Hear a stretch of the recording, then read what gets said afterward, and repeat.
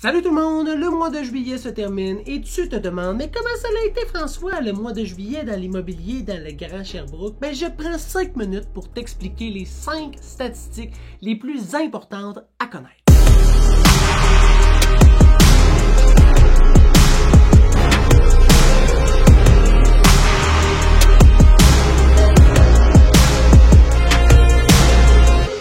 Pour ceux qui ne me connaissent pas, je m'appelle François Bérard-Dubois, courtier immobilier résidentiel en Estrie depuis plus de 5 ans. Et aujourd'hui, on va parler des 5 statistiques les plus importantes à connaître dans tous les arrondissements de Sherbrooke, parce que je pourrais faire toute l'Estrie, mais ça serait très compliqué et je n'ai pas une très grande calculatrice pour comptabiliser tout ça. Donc, tous les secteurs du Grand Sherbrooke. Commençons par la première statistique la plus importante, le nombre d'inscriptions en vigueur, et je ferai toujours le comparatif 2020 versus 2021 et ce sera pour le mois de juillet uniquement. Donc commençons. Au mois de juillet 2020, il y avait 284 unités en vente, donc toutes des maisons unifamiliales. Je fais juste du résidentiel, donc je ne comptabiliserai pas le commercial, mais tous les immeubles résidentiels, 284 unités étaient en vente. Et nous avons atteint un record, mais un record négatif en juillet 2021.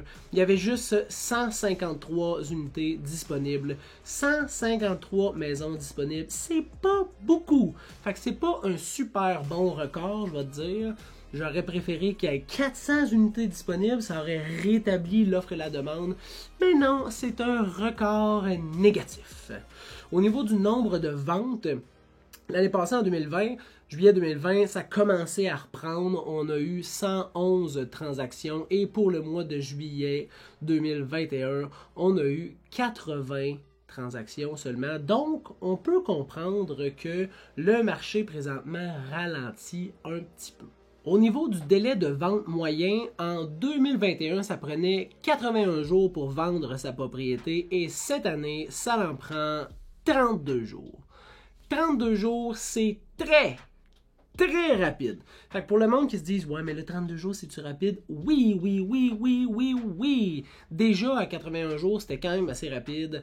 32 jours là, pour pour mettre la maison sur le marché, avoir des visites, avoir une offre d'achat, s'entendre sur le prix, réaliser les conditions. C'est short. Là. Ça veut dire que tu vends ta maison, tu as une offre d'achat acceptée à l'intérieur de la première semaine quasiment. Donc, 32 jours, c'est très rapide. Ces 3 statistiques-là font les 2 prochaines statistiques. Donc, ces 3 statistiques-là additionnées là, donnent le résultat du prix de vente moyen et du pourcentage de négociation moyen. Et c'est frappant. Et nous avons atteint un record. Nous avons brisé les records. Le prix de vente moyen l'année passée, en juillet, était 275 000. 275 000, c'était déjà une augmentation par rapport à la moyenne de, exemple, juin, mai, avril et mars 2020. Cette année, juillet 2021, le prix de vente moyen était de 336 000 $. C'est une augmentation sans mots, hein? C'est pas vrai parce que je viens juste d'en mettre des mots sur l'augmentation, mais c'est une très grosse augmentation, 336 000 $ et le pourcentage moyen de négociation est de 0%. Et ça fait 6 mois que le pourcentage moyen de négociation est à 0%. Et pourquoi? Ben c'est l'offre et la demande. Il y a des maisons qui se vendent drastiquement au-dessus du prix demandé, il y en a d'autres qui se vendent un petit peu en dessous du prix demandé, mais la majorité des propriétés se vendent pas mal au prix d'affichage ou plus. Donc ça fait qu'il y a 0% de négociation présentement depuis les 6 derniers mois. Mais là, ne panique pas. Ne panique pas. Les statistiques, c'est une chose, mais moi, je le vois, je suis sur le terrain, je fais des visites, je mets des maisons sur le marché. Pour un acheteur, présentement, c'est plus facile que v'là 2, 3, 4, 5, 6, 7, 8, 9 et 10 mois. C'est plus facile. Pourquoi? Parce qu'il y a moins d'acheteurs potentiels présentement qui sont en recherche d'une propriété.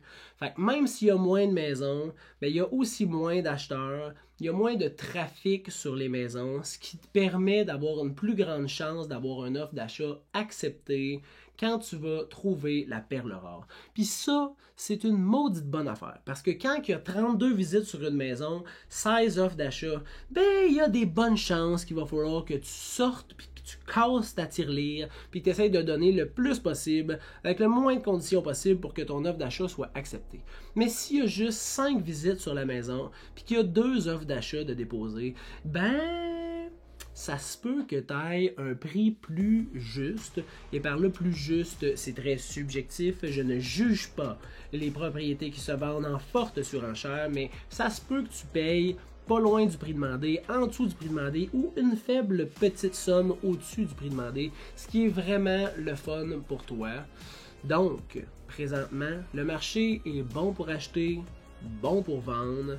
Il y a encore des propriétés qui se mettent sur le marché, mais il y en a moins que les mois précédents.